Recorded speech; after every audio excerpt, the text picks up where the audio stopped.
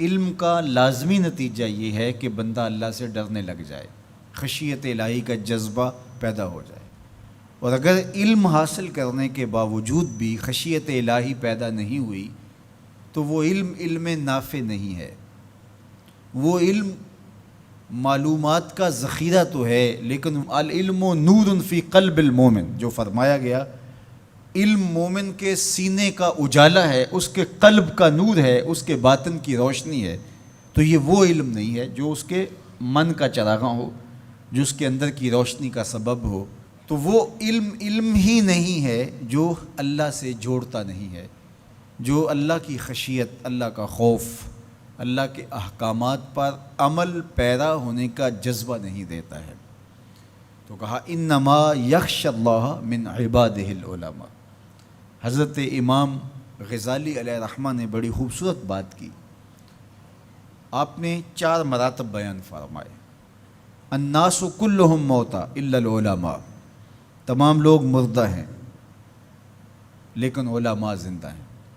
زندگی علم کے دم سے ہے، علم ہے تو زندگی ہے، علم نہیں ہے تو زمین پہ چلتا پھرتا، کھاتا پیتا، بیٹھتا اٹھتا، باتیں کرتا ہوا مردہ ہے۔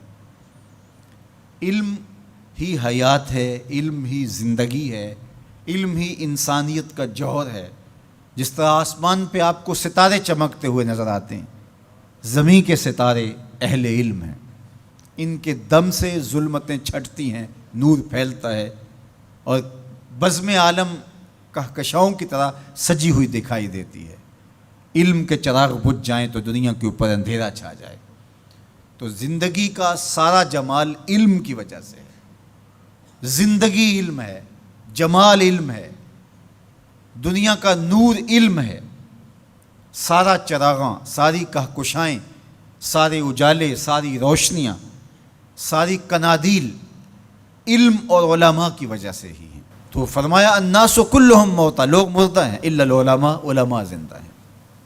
اب علماء تو خوش ہو گئے کہ ہم زندہ ہیں، طلباء بھی خوش ہو گئے کہ ہم زندگی اور نور حاصل کر رہے ہیں۔ لیکن امام غزالی نے دوسری بات کی، والعلماء کلہم نیام الا العاملین، علماء سوئے ہوئے ہیں، جاگتے وہ ہیں جو اپنے علم پہ عمل بھی کرتے۔ جو نیند ہے، النوم اخت الموت، یہ موت کی بہن ہے۔ علماء ہیں تو زندہ، لیکن اگر عمل نہیں ہے تو وہ آغوش نیند میں ہیں، زندگی سے فائدہ ہی حاصل نہیں کر رہے۔ زندگی سے فائدہ تو زندگی کی لذات سے متمتع ہونا ہے، آنکھوں سے نظارے دیکھنے ہیں، کانوں سے نغمے سننے ہیں، زبان سے ذائقے چکھنے ہیں، دوستوں سے باہم ملاقاتیں کرنی ہیں۔ تو جب بندہ زندہ ہوگا تو یہ سب کچھ ہوگا، اور اگر زندہ ہے لیکن سویا ہوا ہے، بے ہوش ہے، کومے میں پڑا ہوا ہے، تو پھر وہ یہ سب کچھ حاصل نہیں کر پاتا۔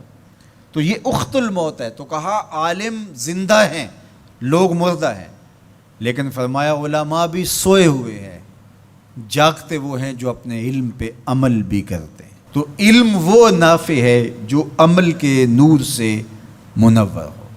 امام غزالی نے تیسری بات ارشاد فرمائی، والعاملون کلہم فی خسران الا المخلصین، سارے عمل کرنے والے بھی خسارے میں ہیں، گھاٹے میں ہیں، لیکن خسارے سے بچے وہ ہیں جو عمل محض اللہ کی رضا کے لیے کرتے ہیں۔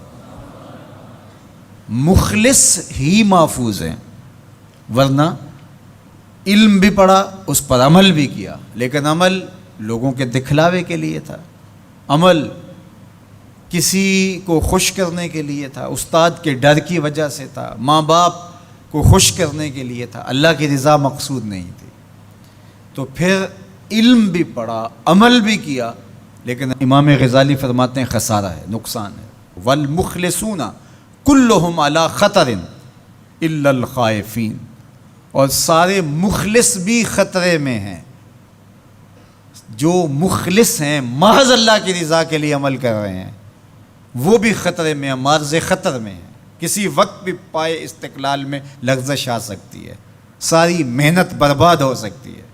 کیتی کتری پئی کھو محمد تے سکہ بنیا زردہ، ہیں. ہمارا تو حال یہ ہے کہ ہم بد عمل ہوں، زندگی خواہشات اور آرزوؤں کے ہجوم میں بسر کر رہے ہوں، اور جنت کے ہم ٹھیکیدار بنے ہوئے ہوتے ہیں. ہم کہتے ہیں کہ بس ہم تو سیدھے جنت میں جائیں گے.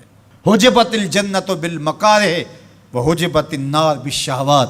جنت مشکلوں کے پردوں میں لپٹی ہوئی ہے اور جہنم شہوتوں کے پردوں میں لپٹی ہوئی ہے. جنت اتنی بھی آسان نہیں ہے. تو کہا کہ والمخلصون کلہم علی خطر، ہر مخلص بھی خطرے میں ہے، لیکن الا الخائفین، جن کے سینے میں خشیت الہی ہے، خوف خدا ہے، وہ خطرے سے بچ گئے. اللہ ہمیں اپنے خوف کی دولت سے مالا مال کرے.